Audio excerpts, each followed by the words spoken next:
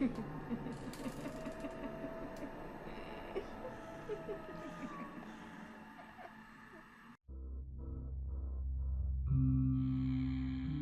crois que je vais rester dans ce monde-là pour l'instant. Je sais même pas quand est-ce que je vais rentrer. Si je rentre un jour, ça serait déjà bien. Je me permets de communiquer avec vous pour vous prévenir. Vous prévenir de quelque chose qui vous concerne tous. Je sais que techniquement parlant, vous ne pouvez rien faire, sauf si vous arrivez à faire exactement comme moi, mais c'est tellement dur, tellement difficile à réaliser. Mais pas impossible, pas du tout même. C'est pour ça que je me donne la peine de le faire.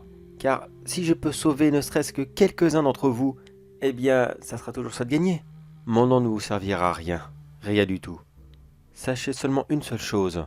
Je suis un très grand fan de tout ce qui est un petit peu mystique, occulte.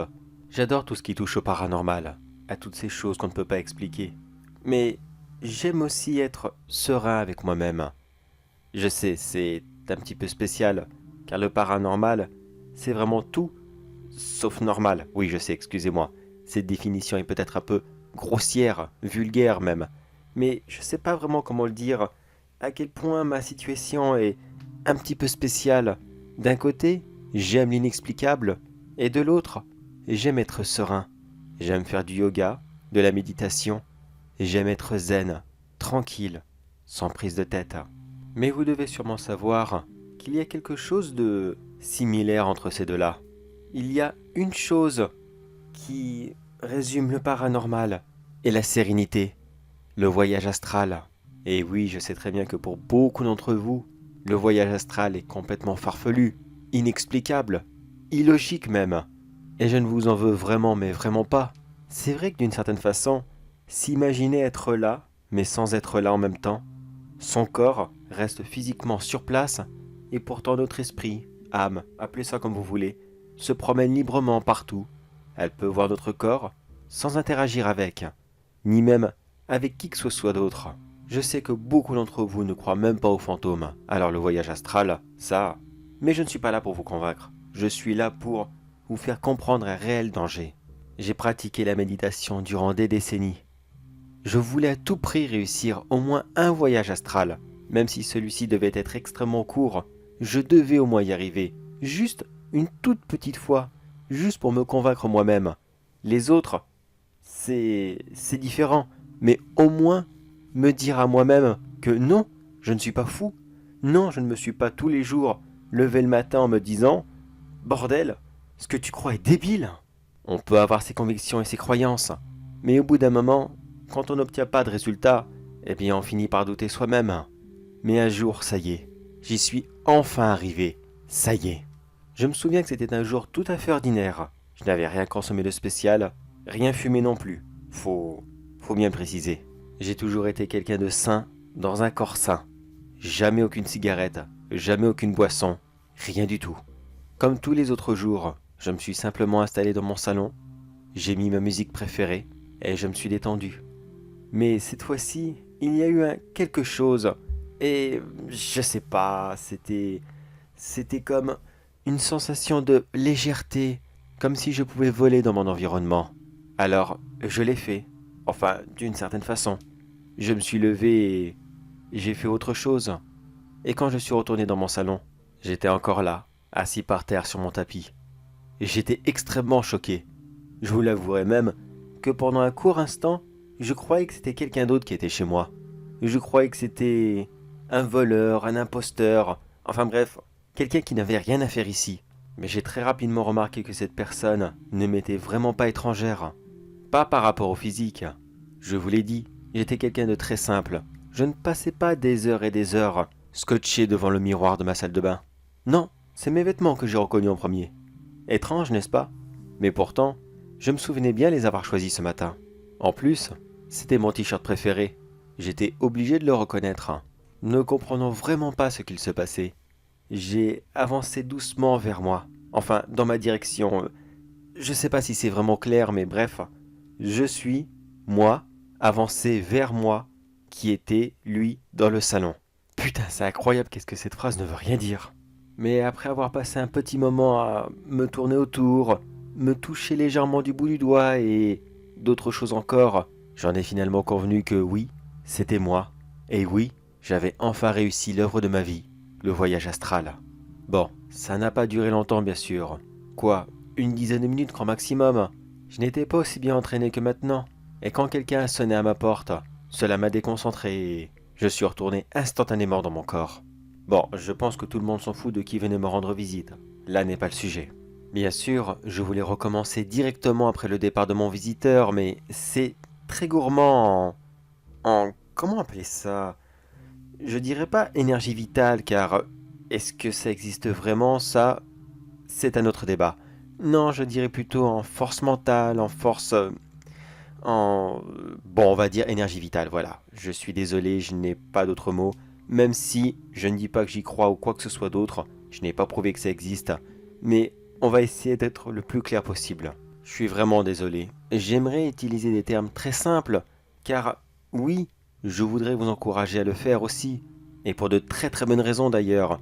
Et si je ne suis pas précis moi-même, vous n'allez peut-être pas pouvoir y arriver, mais c'est tellement compliqué ce système, ce monde, ce voyage, tout ce qu'on peut voir, tout cet univers qui s'ouvre à nous, c'est... Ça ne s'explique pas, voilà, ça ne s'explique pas. Il faut le vivre. Et aussi, beaucoup manger. Car croyez-moi que lorsque vous finissez un voyage astral, vous crevez la dalle, mais alors d'une force. Vous vous surprenez vous-même à vous jeter sur n'importe quoi, comme une armée de petits gros sur un paquet de biscuits. Personnellement, je n'ai pu y retourner que le lendemain, après avoir bien dormi, bien mangé, très bien mangé même. Je ne pense pas que ça fonctionne avec un système de une seule fois par jour. Non, d'après moi, ça dépend de la personne. Ça dépend de sa capacité physique, mentale, et tout le reste. Moi, c'est une seule fois par jour, sauf si je ne reviens pas dans notre monde. Tant que je reste dans le monde astral, eh bien, je me sens bien, je n'ai besoin de rien. Mon corps, lui, par contre, il a toujours besoin de manger, de dormir et autre chose. Alors j'ai comme cela passé plusieurs jours à m'entraîner, passé des moments de plus en plus longs hors de mon corps, mais toujours chez moi. Je craignais un petit peu de ce que je pouvais voir dehors. Non, je me doutais bien que je n'allais pas croiser d'autres personnes qui faisaient comme cela des voyages astrales. Des voyages astrales ou des voyages astraux? Ah tiens, je sais pas. C'est spécial. En même temps, c'est la première fois que je me pose cette question. Mais passons. Quand j'ai enfin pris le courage de sortir de chez moi, eh bien tout était exactement pareil. Mes voisins faisaient exactement les mêmes choses. Les gens dans la rue marchaient exactement dans les mêmes directions. Les voitures continuaient à rouler. Les animaux continuaient à faire leur vie. À la seule différence, c'est que personne ne me regardait. Personne ne savait que j'étais là, en train de les observer, en train de les suivre, leur parler même. Mais ils ne me répondaient pas. J'étais là, sans être là. Oui, un peu comme une cape d'invisibilité. Mais je vous rassure tout de suite, je n'ai absolument pas profité de cette situation. Je ne suis pas allé dans des toilettes ou vestiaires de dames. Je ne suis pas allé dans des cabines d'essayage ni quoi que ce soit d'autre. Je vous l'ai dit, un corps sain, dans un esprit sain. Alors ce n'était vraiment, mais vraiment pas le moment de jouer les voyeurs. Et puis de toute façon, je ne voulais pas entrer en contact avec les gens. Je ne savais pas comment ils allaient réagir. Enfin, comment leur corps allait réagir. Eux, je savais très bien qu'ils ne me verraient pas et qu'ils ne me sentiraient pas. Mais aurais-je pu rentrer dans leur corps, prendre possession d'eux, comme un fantôme qui prend possession de quelqu'un? J'en étais vraiment pas sûr et je préférais éviter. Puis j'ai continué à passer des jours et des jours, à me promener dans ma ville, les villages aux alentours, les commerces, où je ne pouvais pas entrer. Oui, je l'admets, j'ai fait un peu le curieux. Mais sérieusement, entre nous, est-ce que vous aussi, quand vous êtes allé dans un restaurant, vous ne vous êtes jamais posé la question, mais à quoi ça ressemble la cuisine? À quoi ça ressemble leurs réserves? Et pareil pour les magasins, à quoi est-ce que ça ressemble leurs entrepôts, tous leurs lieux de stockage? Eh bien j'en ai profité et j'ai fait le touriste astral. Et je me suis renseigné, mais il n'y a aucune réglementation sur ce forme de tourisme. J'avais complètement carte blanche. Et pourtant, il y a une chose, une seule petite chose, que je n'aurais pas pu imaginer, même dans mes pires cauchemars. Et pourtant elle est bien réelle, et je l'ai vue, et pas qu'un peu en plus. Avant que je ne continue mon histoire, écoutez, c'est un peu plus délicat et malheureusement, vous ne pouvez rien faire, rien du tout. Tout ce que je m'apprête à vous dire, c'est une fatalité, c'est inévitable et ça nous tuera tous. Alors, excusez-moi d'avance de vous faire très peur, mais vous devez le savoir. Est-ce que ça vous est déjà arrivé de voir quelqu'un qui faisait une crise cardiaque comme cela, en plein milieu de la foule, ou alors un AVC, alors qu'il se promenait tranquillement, qu'il s'écroule sur le sol après une infection d'appendice, et j'en passe. Eh bien, toutes ces personnes ont été victimes de quelque chose. Comment... comment vous décrire ça? Ils n'ont pas vraiment de nom. J'ai cherché sur Internet, mais visiblement, personne ne les connaît. Ce sont de grandes créatures blanches, toutes maigres, sans visage. Quand ils se déplacent, on dirait qu'ils n'ont pas d'articulation. Ils sont capables de se mouvoir dans l'air, comme un poulpe le ferait sous l'eau. Et ils procèdent toujours de la même façon. Ils s'approchent de quelqu'un, passent plusieurs longues minutes à le suivre, le regarder, le sentir, voire peut-être même le toucher. Et si celui-ci est à leur goût, eh bien ils le frappent. Un coup à la tête, un AVC, un coup au cœur, une crise cardiaque. Puis une fois que leur victime est morte, ils lui arrachent son âme et la dévorent sur place. C'est d'ailleurs le seul moment où ils ont l'air à peu près humains, lorsqu'ils arrachent l'âme de toute leur force. Celle-ci est bien sûr complètement surprise de ce qu'il se passe. Elle ne voit qu'une forme blanche qui la rapproche de plus en plus d'elle. Puis celle-ci ouvre une immense gueule, remplie de dents acérées, et elle la gobe d'un coup, sans pouvoir laisser la moindre chance à la victime. J'ai été si surpris quand j'ai assisté à ça. La toute première fois que je l'ai vu, j'ai même failli mourir ce jour-là. Quand j'ai regardé cette scène avec un peu trop d'insistance, la créature m'a regardé et... elle a eu un doute. Elle s'est sûrement demandé, « Attends, est-ce qu'il me voit ?» Mais finalement, quand j'ai compris mon erreur, je me suis rectifié et j'ai fait semblant de vouloir porter secours à la personne qu'elle venait juste de tuer. Bien sûr, ce n'était pas vrai, je ne touchais même pas le corps. Mais quand cette créature semblait être satisfaite de ce résultat et de ma réaction, elle est finalement partie au bout de quelques instants. Puis j'ai pu repartir moi aussi, sans jamais retourner une seule fois à cet endroit. Plus jamais. Je vous dirais bien que ces créatures sont rares, très très rares même. Mais ce n'est pas le cas. Vous savez combien d'entre elles j'ai déjà croisées? Des centaines, des milliers même.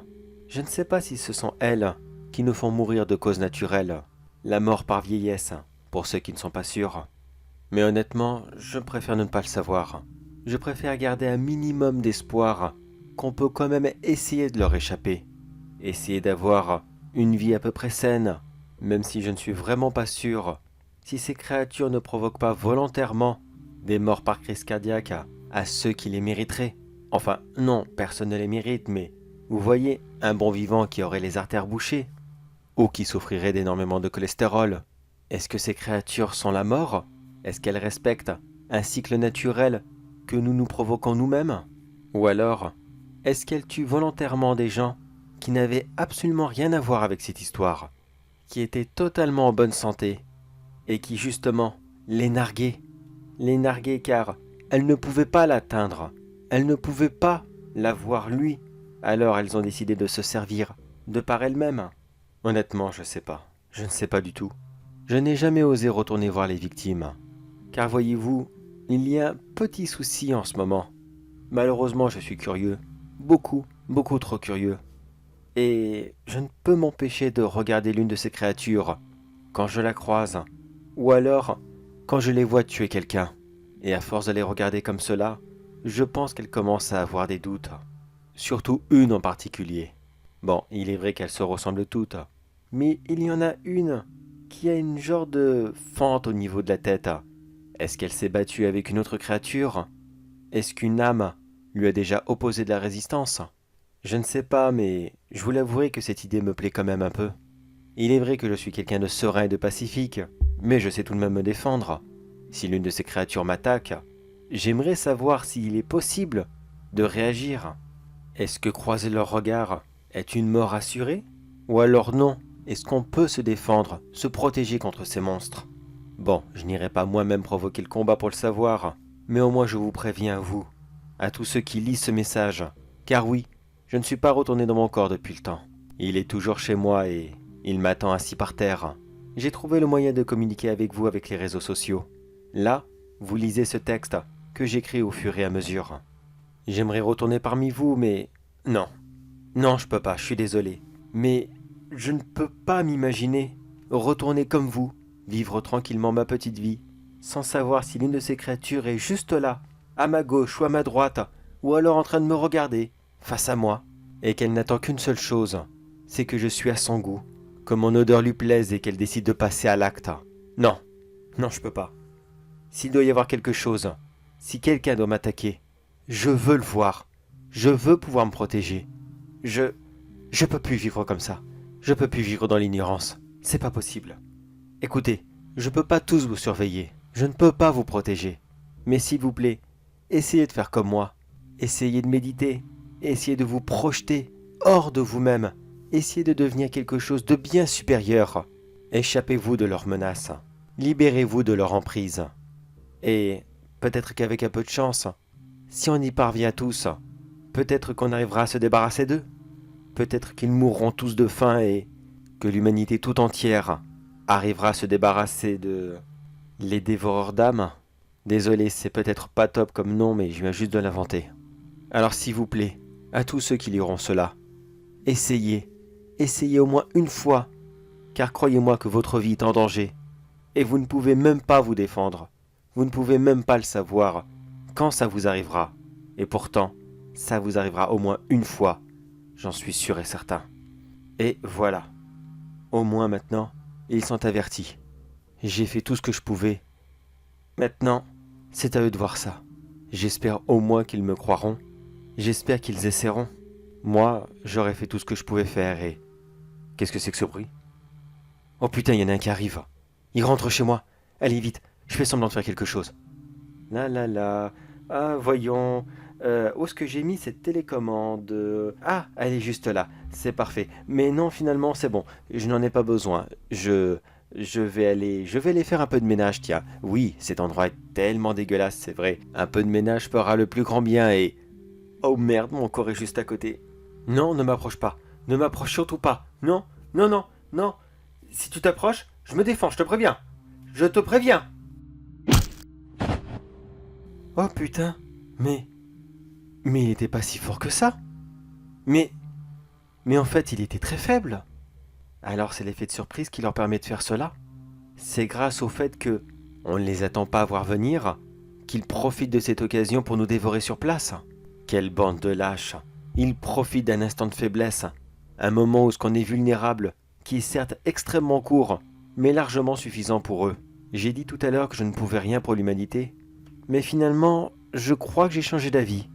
Je ne sais pas depuis combien de temps elles sont là, mais je pense qu'elles ont déjà suffisamment profité comme cela. Et que maintenant, il est temps d'échanger les rôles, que les chasseurs deviennent les chassés, et que la mort retourne d'où elle vient.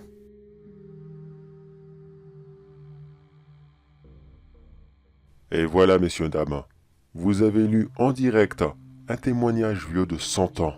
Celui-ci a été retrouvé sur un très vieux site qui aujourd'hui est fermé, mais qui nous a généreusement offert ses archives. Et comme vous l'avez lu, eh bien visiblement cette personne a réussi à battre la mort. Bon, je vous épargne les détails, mais par la suite, il s'est vanté plusieurs fois d'avoir réussi à combattre les créatures de Lucifer, comme il les appelait souvent. Ou alors les mangeurs d'âmes. En fait, il changeait très régulièrement de nom par rapport à son niveau de vanité, j'ai envie de dire. Et comme vous le savez, mes très chers invités, cela fait 100 ans que cette personne, s'il est toujours dans ce monde astral, chasse la mort et nous a mis dans la pire des merdes que l'humanité n'a jamais connue. La surpopulation n'a cessé de grandir encore et encore. Si les causes naturelles n'étaient plus là, tous ces petits accidents, comme les AVC, les crises cardiaques et autres, eh bien l'autorégularisation ne s'est pas faite. Nous n'avons cessé de nous reproduire encore et encore. Et aujourd'hui, voilà où nous en sommes. À crever la dalle parce que nous sommes maintenant beaucoup trop nombreux sur Terre. Et nous ne pouvons même plus mourir. Même plus de vieillesse. La plupart d'entre vous ont dépassé les 100 ans. Et pourtant, regardez-vous, vous êtes encore en pleine forme. Vous ne pouvez plus mourir. Et moi non plus. Je ne sais pas si cet abruti est encore dans le monde astral. Mais aujourd'hui, nous tous ici présents, nous devons le rejoindre, le retrouver, et se débarrasser de ce connard une bonne fois pour toutes, en espérant vraiment que les anges de la mort reviennent pour refaire le ménage. L'humanité en a tellement besoin. Je sais que c'est horrible ce que je dis. Je sais que peut-être beaucoup d'entre vous n'ont pas envie de mourir. Mais pensez à tous ceux qui le désirent. Pensez à tous ceux qui sont dans les hôpitaux et qui souffrent éternellement d'une maladie incurable et qui pourtant ne les tue pas. Doivent-ils rester comme ça? Pensez à ces familles qui ne cessent de s'agrandir, avec ces personnes âgées qui voudraient pourtant partir, qui en ont marre de rester ici, et de voir le malheur s'accumuler au fur et à mesure autour d'eux. Est-ce que vous croyez vraiment qu'ils n'en ont pas eu assez comme ça? Est-ce que vous ne croyez pas qu'ils méritent le repos éternel eux aussi? Et je ne vous parle même pas de tous ces soldats qui ont fait des guerres, qui ont perdu un bras ou une jambe, ou peut-être même pire, et qui pourtant ne peuvent pas mourir, alors qu'ils en supplient leurs médecins tous les jours de mettre fin à leur souffrance. Alors oui, peut-être que cet abruti a voulu bien faire, mais avant d'enlever la mort, il aurait pu au moins enlever la douleur et la souffrance. Maintenant, nous vivons dans le mal permanent. Comprenez-moi, mes très chers invités. Il faut à tout prix qu'ils disparaissent, et cela le plus tôt possible. Alors, venez avec moi et réinstaurons la mort tous ensemble.